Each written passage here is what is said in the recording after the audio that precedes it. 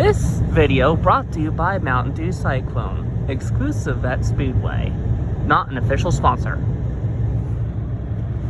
Hi everybody, welcome back. In case you didn't notice, Ben loves his say it, Ben. Mountain Dew Cyclone. Cyclone. The English has deserted me today. I can't do it. Oh, shut up, quit agreeing. Say it, Mom. Say it. Go on. English, number one. There we go. I'm gonna get so raked over the coals for that one day. You mark my words. And it's gonna be entirely her fault because she came up with something I can't resist. I have a friend who's like a real YouTuber, you know, that's her job. And I said it to her a couple times and now she says it on her channel. And I'm like, I'm warning you. But she's not American. They're not so Snowflakey? Snowflakey, yeah. So politically correct where she lives as I am. So anyway, we just left the Speedway, didn't we? Mm-hmm. Yep. I'd rather be politically incorrect. Well, no, I don't mind political correctness to a certain point, but it's beginning to get a bit ridiculous on some things. So, you know, what are you going to do? We got to live in it. If we don't like it, we got to try to change it, right? Right. Yep. I mean, we're human. So ridiculous. You gotta agree with the one Life in Hell comic strip where a mob was going after Bongo because he was too politically correct. And he was like, what? Can a guy be politically correct around here? Or something like that. Life in Hell, is that Matt Groening? Or? The guy who made The Simpsons, yeah. It was his comic strip from before he made The Simpsons. We know too much about that stuff. Believe it or not, Life in Hell was actually a lot less family friendly. Oh, yeah. So, okay, so who made Futurama? Matt Groening. That's what I thought. Matt Groening as part of the Curiosity Company and 30th Century Fox. I think he made all of the other reindeer too. I don't think that's kind of his style, though he may have been brought on for some creative direction advice. Little bit of useless trivia for you folks. All of the other reindeer featuring music by Michael Stipes of REM.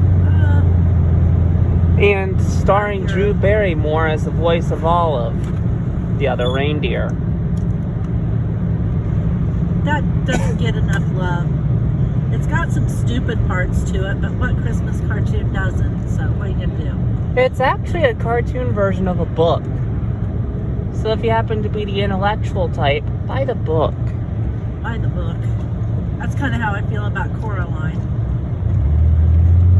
The movie experience of Coraline is pretty dang different from the book. They're both good in their own way. So I love Coraline. It's one of my favorite movies. But then, did you read the book too? Of course. It's me. And which did you prefer? The movie. Was the book too dark for you? No, it was different. It was just different, and I preferred the story in the movie. Which is unusual for me, because I always prefer when it comes to Stephen King to the movie. When it comes to Stephen King, the book always gets her vote. Well, yeah, because it's always better. And when it comes to the short stories, definitely the written form of it, because they don't have to drag it out to fit a cinema's arbitrary movie length. I'll tell you though, like I said yesterday, I think it was, I never did read A Christmas Carol by Dickens, so that's unusual, but I like to read. I read a lot. Lately, since my eyes have started getting so bad, I've been listening to audiobooks, and I just finished The Black House. Oh my gosh. I read that when it first came out, and it was okay. It wasn't my favorite. It wasn't as good as The Talisman, and we're talking King and Straub writing together here. But The Black House is actually the second part of the series that belongs to. It's like 28 years later or something. Then I listened to the audiobook of it. It's Frank Mueller. I think he died, but I'm not sure. Anyway, so I listened to the audiobook of it, and oh my gosh, I have a new respect for it. It is so much better to listen to than to read. It is just such a good book that way. I really enjoyed it. A good audiobook narrator is capable of getting the feels out of the book. Who did Able you say to- who did the reading? Frank Mueller. Oh, not the guy I'm thinking about. Then. Okay. I think Frank Mueller might have passed away, but I'm not sure. Oh, the site she's been hearing these audiobooks from lately, I could be wrong. the site she hears them from lately is called Toki Book. I might be wrong. See, what happened was there was this one voice artist who read a bunch of Stephen King's work, and he was in a bad accident, and eventually he passed away. And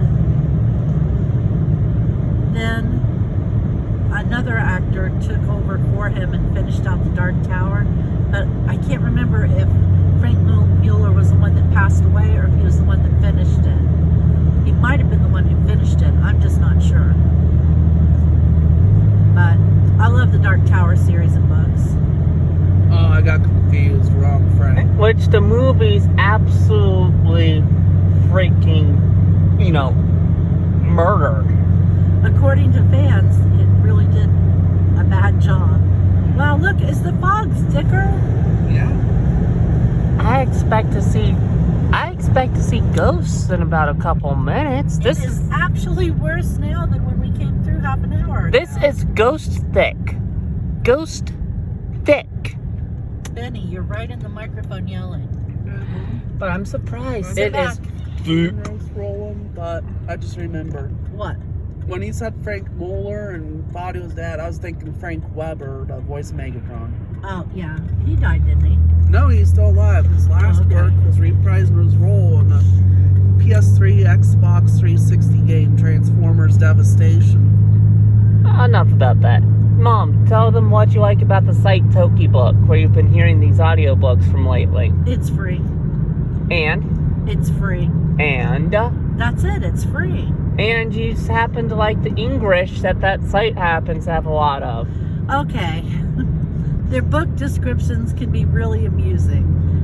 It's English as a second or third language.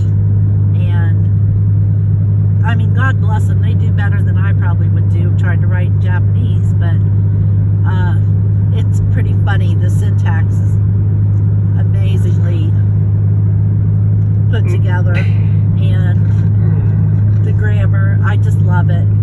You just have to read the descriptions. It's really cute. It's actually a hilarious case of English. English, yes. For the record, if anybody doesn't know what English, that's English with an R, is, it's whenever a Japanese person tries to write English and basically gets it super wrong. It's like Spanglish, only for Japan. Yeah, Spanglish, I believe, is when Spanish people butcher English, and Chinglish is when Chinese people butcher English. Oh, that's funny. English is funny.